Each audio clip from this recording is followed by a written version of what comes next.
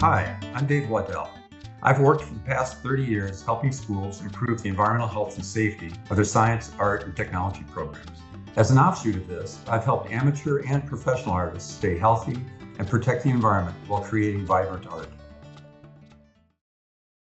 Today we're going to be talking a little bit about how you can become exposed to the toxic metals and other materials that can be contained inside art products. Today we'll be looking at some paints and pastels and what kind of risks you may face there. So the first thing I do when I'm looking at tube paints is I'm looking on the back of them to see if I see the AP symbol. This is from the Art Creative Materials Institute. And AP means it's been approved by a toxicologist at Duke University as being non-toxic.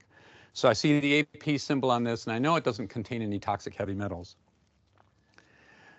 The other thing you can look for is the CL label. And the CL label is the caution label. And this means it does contain a toxic, typically a metal, but it may contain a flammable solvent or something like that. And this particular one, this is bismuth yellow, but it contains a nickel compound. And all nickel compounds are known carcinogens by inhalation. So the good news is this is an acrylic paint, so it's in a water-based medium, which means there's no dust to inhale. So unless you try snorting this material, which I don't recommend, your risks from the nickel compound in here are quite low. One way you can be exposed to the nickel in here, though, is if you apply this product and then let it dry, and then you decide to sand it, which would generate some new dust. You really want to make sure you're not breathing in that dust. Now, these color auditions compounds or paints that are being used have incredibly tiny letters on the back, have a warning on it saying, warning, this product is known to the state of California to cause cancer and birth defects or other reproductive harm.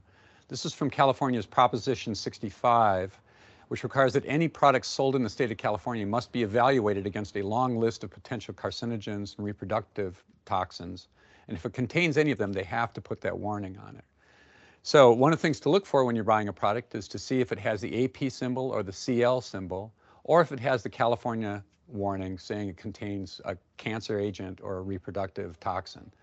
Those would be compounds to see if you can find an alternative from the caution label ones or the California ones that don't have those warnings, which would indicate it's a non-toxic product and the safer one to use. So we're talking about being careful to read the label to make sure that there's not a toxic ingredient in here. But if you do have a toxic ingredient like nickel or cadmium or chromium or lead, at least it's in a liquid form, so you're not running much of a risk of inhaling those metals and having them get into your bloodstream pretty readily. That's a whole different thing when we're talking about pastels. Pastels can contain exactly the same toxic metals that you would find, and as you can see, dust comes off them very readily. So when a pastel artist is using toxic metals on their artwork that they're creating, at the end, you're going to have a lot of dust on top of that. The danger is at that point, they take a big breath in and they blow that dust off and immediately take a big breath in after breathing out hard. All that dust goes up in the air and there's a chance that they may be breathing it back in. One of the ways you can protect yourself against dust is by wearing a dust mask. So if you're using a more toxic material, you can use a dust mask. Some dust masks are not particularly effective. Anytime you have a dust mask that just has a single strap on it, like this one here, these really are not considered to be effective. You notice there's no real information on here that's telling you how efficient this is either. This other dust mask, you can see the N95 on this one. That means that 95% of the particles that are in the air will be filtered out of this dust mask if it's on nice and snug. Now this has a little metal band that you can bend around your nose. You want to flare it out a little bit down on the bottom there because your nose bends out. And you want to have these straps on pretty snug. One of the problems with this is these straps are not adjustable. So I have a fairly large head. This fits me fairly snugly. But if you have a small head, this may not.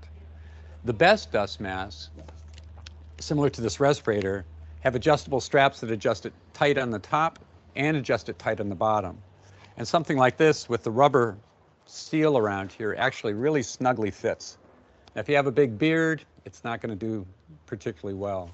And these are rated N100, so this is completely absorbing any particles that are coming in. This is what we call a HEPA filter, high efficiency particulate filter. So if you're working around dust, while you're working with it, wearing a dust mask like this or a half mask respirator like this one is a good way to prevent yourself from breathing those dusts in. And then if you're going to shake off your pastel artwork, either do it outside or shake it off over top of the trash can while you're wearing this mask before you do any of that blowing off, to try to capture most of that dust in the spot where it's not going to get up where you're breathing it in. To learn more about chemical hazards in schools, visit doh.wa.gov/school environment.